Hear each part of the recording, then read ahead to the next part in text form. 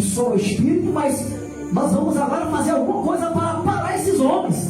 E ele foi aos grandes daquela época fazer queixa. Olha, tem um homem aí que está tumultuando tudo lá fora, pregando uma doutrina que não é da nossa doutrina. E o que fizeram? Prenderam Paulo, prenderam Silas. Só que, irmãos, a libertação ela é algo tão fina, irmão, tão fina, que às vezes a gente acha que está liberto, mas não estamos libertos. A gente às vezes acha que tem santidade, mas não estamos em santidade. Então foi por isso que Paulo, ele expulsa aquele espírito daquela jovem, porque a proporção que aquela jovem falava algo que estava acontecendo, aqueles senhores ganhavam dinheiro em cima daquelas jovens. Você já ouviu falar de falsos profetas? Falsos pastores, falsos senhores, pessoas que pregam por dinheiro. Quando você vê algum pastor, pode ser quem for, que só prega por dinheiro, pode escrever falso profeta. Quando você vê esses cantores que só canta se der dinheiro, falso profeta. A Bíblia diz, irmãos, que o que Deus nos emprestou é dele. Se eu canto é para a glória de Deus, se eu prego é para a glória de Deus. Nesse texto aqui que nós acabamos de ler, para que vocês entendam que o processo de libertação é tão grande, que às vezes tem crente que profetiza, tem crente que prega, tem crente que entrega a revelação, mas não é de Deus. Tem isso aqui. A Bíblia aqui conta a história que Paulo e Silas estavam pregando o Evangelho de Cristo. E aonde Paulo e Silas iam, existia uma jovem com o espírito de adivinhação. E aonde Paulo e Silas passavam, aquela jovem estava por perto e ela dizia: olha, eles são homens de Deus, são profetas. Só que a Bíblia diz, irmãos, que aquela jovem, tudo que ela adivinhava era para dar lucro aos seus senhores. Então logo entendemos aqui que há um espírito de adivinhação. E esse espírito de adivinhação, ele não vem da parte de Deus. Esse espírito de adivinhação, ele não vem dos céus. Esse espírito de adivinhação não é através de Jesus. Esse espírito de adivinhação, ele vem de quem? Do diabo. Por quê? Há uma pergunta interessante, que às vezes nós não sabemos responder, ou até mesmo não sabemos a resposta.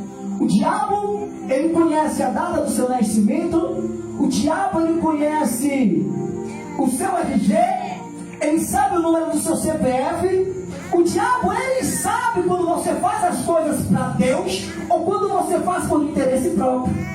E quando essa jovem adivinhava as coisas que Paulo fazia, quando ela falava que Paulo e Silas eram homens de Deus, automaticamente o povo acreditava, porque aquela jovem já tinha um espírito de adivinhar vida de outras pessoas, e era tudo verdade. Porque o diabo, ele sabe de tudo da sua vida. Até quando você sussurra, o diabo, ele escuta. O diabo, ele só não lê pensamento, mas ele sabe de tudo, irmão. Sabe o que é de tudo? Porque às vezes a gente fala assim, né? Ah, Deus tem os olhos como chama de fogo que vê tudo. O diabo também, ele vê tudo. Por mais que seja escondido, por mais que seja um som baixo, o diabo, ele sabe de tudo.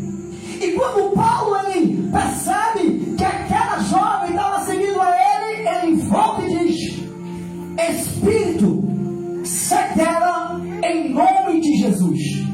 Quando o apóstolo Paulo, ele manda o espírito sair daquela jovem, automaticamente os seus senhores ficaram revoltados, ficaram tristes. Por quê?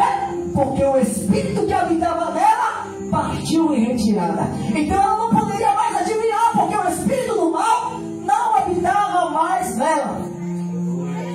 Você já viu quando a palavra do Senhor diz assim: olha, quando alguém lançar uma profecia contra você, nós temos que analisar a profecia. Quem é que está profetizando? Quem é que está falando? Será que é Deus?